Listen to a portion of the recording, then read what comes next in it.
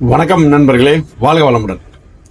அதாவது இன்னைக்கு பாதுகாப்பு உற்பத்தியில இந்தியா மிகப்பெரிய ஒரு புரட்சி, மிகப்பெரிய ஒரு வேகம் எடுத்திருக்கு அப்படின்னு நம்ம சொல்லலாம்.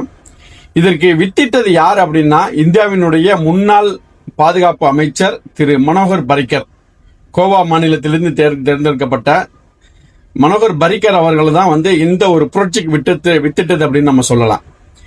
என்ன அப்படின்னா, 2012 பாரத் போர்ச் நிறுவனம் என்ன பண்றாங்க, ஆர்டிலரி கன்னை உற்பத்தி பண்றாங்க.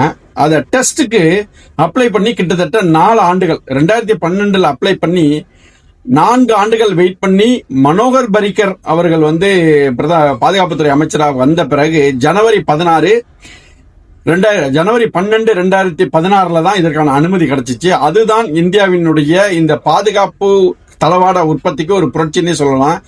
இன்னைக்கு கிட்டத்தட்ட 15 பில்லியன் அமெரிக்க டாலர் அளவிலான பாதுகாப்பு தளவாடங்கள் இந்தியாவில் உற்பத்தி பண்றாங்க.